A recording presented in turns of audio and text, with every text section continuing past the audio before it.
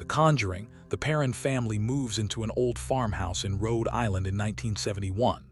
Soon, they experience strange events like noises, bad smells, objects moving, and ghost sightings. The haunting grows violent, especially toward the mother, Carolyn Perron. Paranormal investigators Ed Warren and Lorraine Warren investigate the house and discover a dark spirit linked to a witch named Bathsheba. The family fights to survive while the Warrens attempt an exorcism to save Carolyn. The Warrens are experienced paranormal investigators in The Conjuring. They travel across the country helping people who claim to experience hauntings, demonic activity, or supernatural events. In the movie, they are called to investigate the Perron family farmhouse after the family begins suffering from disturbing paranormal attacks. During the investigation, the Warrens collect evidence through interviews, recordings, and spiritual research. They discover the haunting is not caused by a normal ghost, but by a dangerous demonic force. Throughout the film, the Warrens work to protect the Perron family and stop the spirit before more violence happens. Bathsheba Sherman is presented as the main antagonist in The Conjuring. According to the story in the film, she lived near the farmhouse during the 1800s and was rumored to practice witchcraft. After being accused of sacrificing her child to the devil, she cursed the land and killed herself. Her spirit remains connected to the house and becomes responsible for the terrifying events experienced by the Perron family. Bathsheba especially targets Carolyn Perron, attempting to possess her and force her to harm her own children.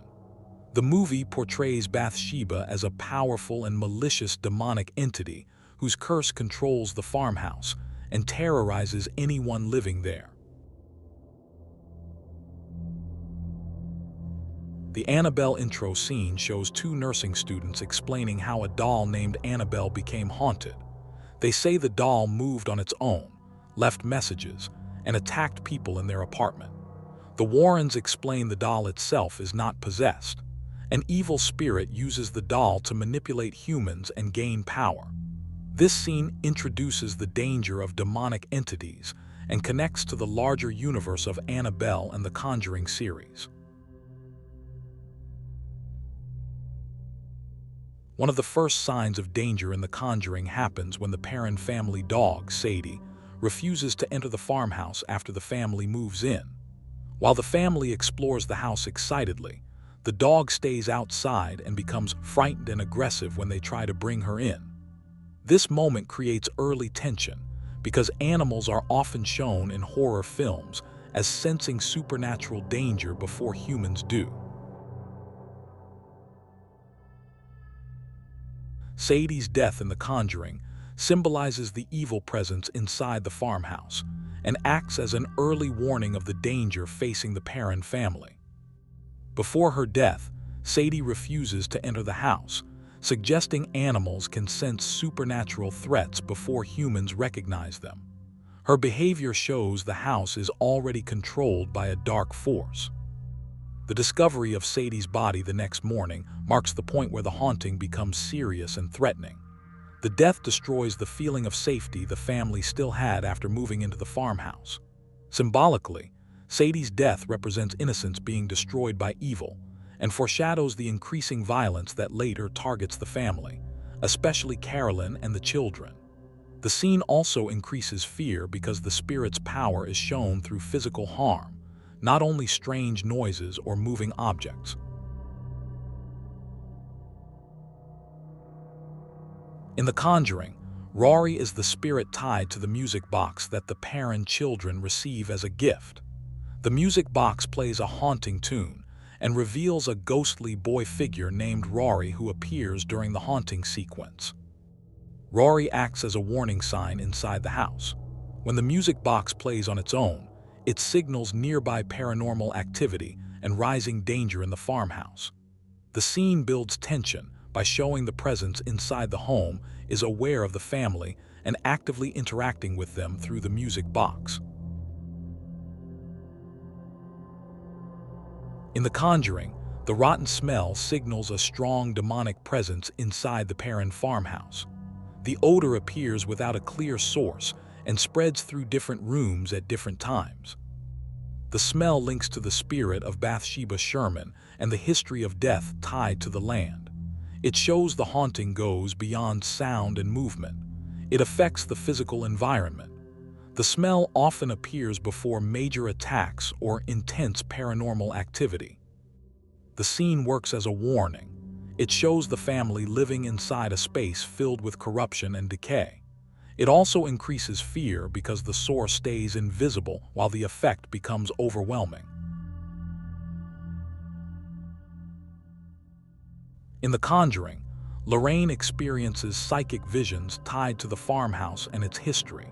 She connects emotionally to the haunting and sees events from the past and present linked to the spirit activity. Her visions show Bathsheba Sherman's presence and past acts, including violence connected to the curse on the land. Lorraine also sees threats forming against the Perrin family, especially danger aimed at Carolyn. These visions come during moments of strong paranormal energy, often sudden and intense. The visions function as warnings. They guide the Warrens toward understanding the source of the haunting and help identify the demonic force behind the events. They also show the personal cost, since Lorraine feels physical and emotional strain each time she connects to the spirit world.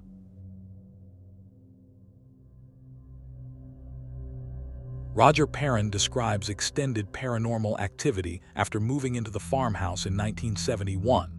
Reports include cold zones, foul odors appearing without source, objects shifting location, and sleep disruption. Family members describe fear increasing over time as events intensify. Accounts match on major incidents like physical sensations and loud disturbances, but details vary on timing, location, and frequency. Some experiences get described differently by each child, which creates variation in the overall narrative.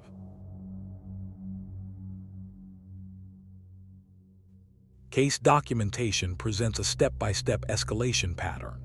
Early reports include small environmental anomalies such as sounds, temperature drops, and object movement.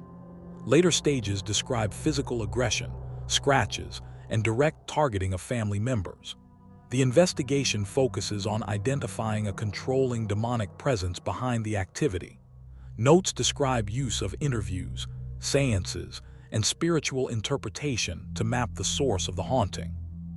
The final conclusion in the files points toward a non-human intelligence linked to the property, rather than isolated ghost activity.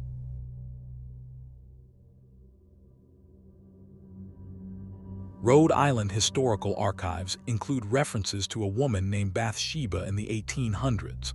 Available records show family ties, property listings, and burial information. No verified legal or historical documents support claims of witchcraft, ritual sacrifice, or supernatural curses. The film narrative extends beyond documented facts and merges the name with folklore elements that developed later. The cinematic version of Bathsheba draws from local legend and horror storytelling, rather than confirmed biography. Accusations of witchcraft and child harm lack historical evidence.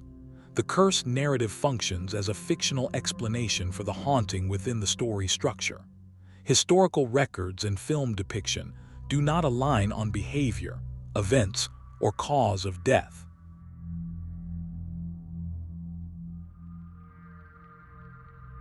Skeptical researchers question methodological rigor in several paranormal investigations associated with the Warrens. Main critiques include lack of independent verification, reliance on subjective experiences, and use of seances as evidence sources. Some investigators argue conclusions reflect interpretation rather than measurable proof.